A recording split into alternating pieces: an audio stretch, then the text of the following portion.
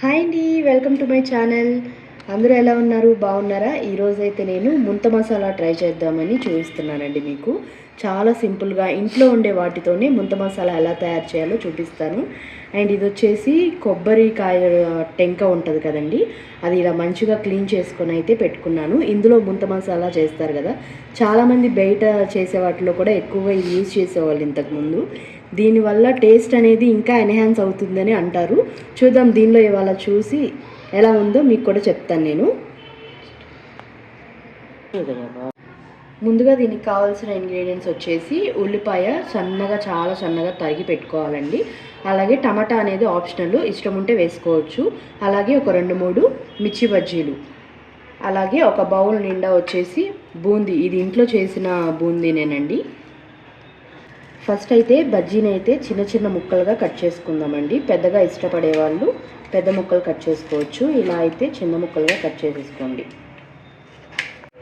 ఇదిగోండి, ఇలా అయితే బజ్జీ ముక్కల్ని కట్ చేసుకోవాలి చిన్న చిన్న పీసెస్గా.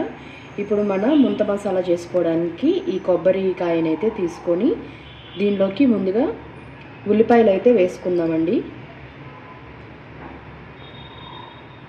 అలాగే బూందీని కూడా వేసుకుందాము. మీ దగ్గర మరమరాలు కానీ అటుకులు కానీ ఉన్నా కూడా వేసుకోవచ్చు. మరమరాలు అంటే బొరుగులో అని కూడా అంటారు. వాటిని కూడా చక్కగా ఇలా వేసుకొని ఇప్పుడు ఈ బజ్జీ పీసెస్ని కూడా ముక్కలుగా కట్ చేసుకున్న వాటిని కూడా వేసుకోవాలి.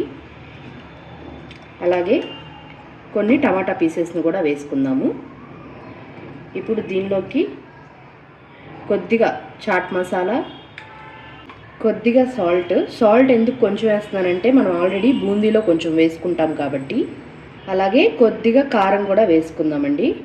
ఎక్కువ తినేవాళ్ళు కొంచెం కారం ఎక్స్ట్రా యాడ్ చేసుకోవచ్చు. అలాగే ఒక చెక్క నిమ్మకాయను కూడా పిండుకోవాలండి. ఒక 5 to 10 డ్రాప్స్ వరకు సరిపోతాయి. నిమ్మకాయను కూడా ఇలా మంచిగా పిండుకున్న తర్వాత ఓకే, ఇప్పుడు ఈ మజ్జిగ కవ్వం ఉంది కదండి, దీని ఎడ్జ్తో దీని వెనకాల దాంతో అయితే మనం ఇలా అయితే తిప్పుకుందాము. చాలా మంచి టేస్ట్ వస్తుందంట. ఇలా ముంత మసాలాలో చేసుకుంటే, ముంతలో చేసుకుంటే ఎంతవరకు టేస్ట్ వస్తుందో మనం కూడా ఇవాళ చూసేద్దాము.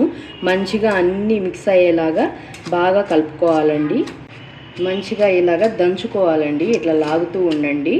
దానివల్ల మొత్తం మసాలాలన్నీ కూడా ఆనియన్స్కి అలాగే బూందీకి పడుతుంది. అలాగే బజ్జీ కూడా కొంచెం మెత్తగా అవుతుంది.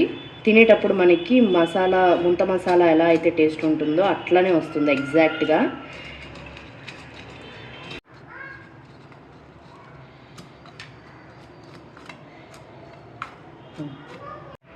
చూసారా, ముంత మసాలా రెడీ అయితే అయిపోయింది. ఒక బౌల్లోకి అయితే తీసుకొని టేస్టింగ్ అయితే చేసేద్దాం. ఇంతేనండి, చాలా సింపుల్గా ఉండే ముంత మసాలా అయితే ఈజీగా రెడీ అయిపోతుంది. టేస్ట్ కూడా మా వారు అయితే చూసి చెప్తారు. ఇప్పుడు ఫుల్ క్వాంటిటీలో మిక్స్ చేసుకుంటున్నా కాబట్టి ఇలా పెద్ద బౌల్లో అయితే మిక్స్ చేసుకుంటున్నానండి. దీనిలో మనం క్యాప్సికమ్ కూడా వేసుకోవచ్చు అండి. క్యాప్సికమ్ బజ్జీ కూడా ఉంటుంది కదా, అది కూడా చాలా టేస్ట్గా అయితే ఉంటుంది. మీరు కూడా ఈ ముంత మసాలాని ట్రై చేసి ఎలా ఉందో నా కమెంట్ సెక్షన్లో కమెంట్ అయితే చేసేయండి.